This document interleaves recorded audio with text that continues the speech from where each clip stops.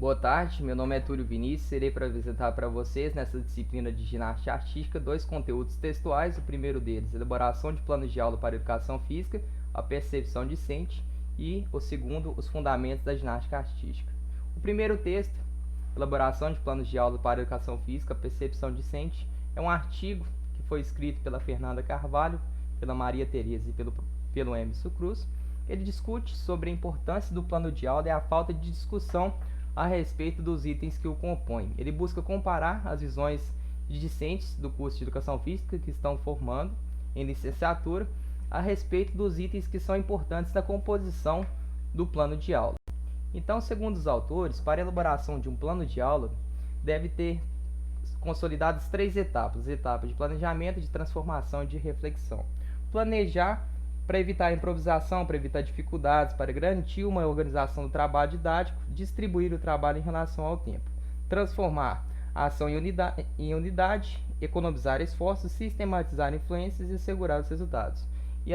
E a última etapa seria a parte de reflexão, para analisar as melhores maneiras para alcançar os objetivos propostos e obter critérios para as possíveis avaliações, com o intuito de aprimorar o processo de ensino-aprendizagem. O planejamento como a primeira etapa. Então, o planejamento é dividido ainda em 4 etapas: a etapa de sondagem, elaboração, execução, avaliação e a possibilidade e a necessidade de haver uma flexibilização entre essas etapas. A etapa de sondagem diz respeito à observação dos alunos e do ambiente que eles vivenciam. A parte de elaboração está relacionada à análise dos dados e também à sistematização teórica. Nessa etapa, existe uma grande margem para flexibilidade. Na etapa de execução, as atividades passam por testes, são verificadas e podem dar certo ou não. E a avaliação, a última etapa, que seria verificar os resultados alcançados. O que consta no planejamento? Segundo os autores, existe um detalhamento dos itens que são norteadores da aula, existe a descrição dos objetivos, descrição das atividades, descrição dos materiais e métodos, e também sobre as formas de avaliação. Os principais resultados do estudo. Segundo o estudo, os itens que mais foram utilizados pelos alunos em seus planos de aula foram descrição das atividades, definição dos objetivos para a aula, conteúdo a ser ministrado. Já os mais esquecidos foram previsão de tempo para cada atividade, descrição das formas de avaliação, data, número de aula e número de alunos.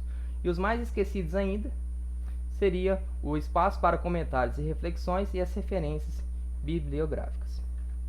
Falando agora sobre o segundo texto, Fundamentos da Ginástica Artística. É um artigo escrito por Miriam Nunomura, Raul Alves, Luiz Henrique, Alice Midori e Maurício Santos. Ele discute sobre os aparelhos que constituem a GA feminina e a GA masculina.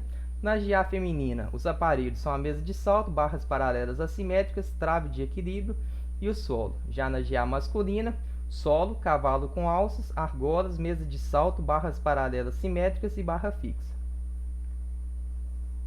Dentre os benefícios das ginásticas artísticas citados pelos autores está o processo de crescimento e desenvolvimento, o desenvolvimento das capacidades condicionais e coordenativas, o domínio de habilidades motoras e também a oportunidade de tomar e de compartilhar decisões, avaliar a execução de seus pares e autoavaliar, criar e assumir responsabilidades, solucionar problemas em grupo e individualmente e também superar obstáculos, dentre outras situações.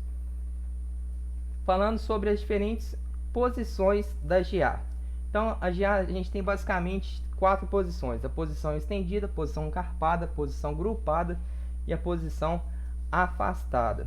E para apropriação de alguns fundamentos, além dos aparelhos anteriormente citados, existem aqueles aparelhos auxiliares e que podem ser adaptados.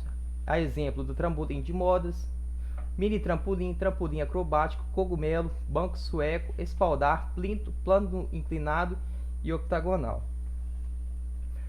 O presente artigo ele fala que para que haja um bom desenvolvimento da aula de ginástica artística, o profissional que coordena o treinamento, ele deve saber organizar o espaço físico e planejar suas aulas para garantir a segurança do espaço físico e garantir também a efetividade e o desenvolvimento da aula. O desenvolvimento da aula, segundo os autores, ele é dividido em 3 partes. A parte de aquecimento, que pode estar incluída ali as brincadeiras, os jogos, as corridas, exercício de quadrupedia, exercício de balé e saltos ginásticos. A parte principal, que seria a parte programática pelo profissional, o conteúdo mesmo. E a parte final, que seria os exercícios de alongamento e relaxamento.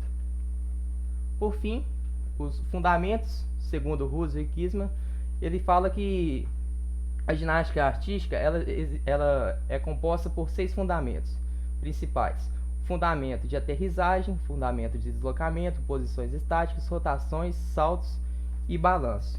Cada um desses fundamentos, segundo esses autores, possui diferentes tipos de execução e um princípio mecânico. Então, esse estudo ele preocupou em explicitar todos os fundamentos e os diferentes tipos de execução, demonstrando a real aplicação dos gestos motores da GA.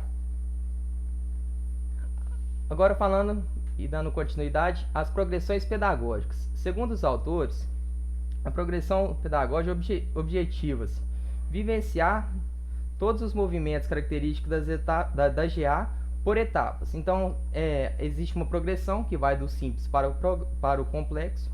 É necessário ter uma boa apropriação de um bom fundamento sólido e, por fim, mas não menos importante, a prática de motivação para garantir e efetivar essa progressão pedagógica. Obrigado.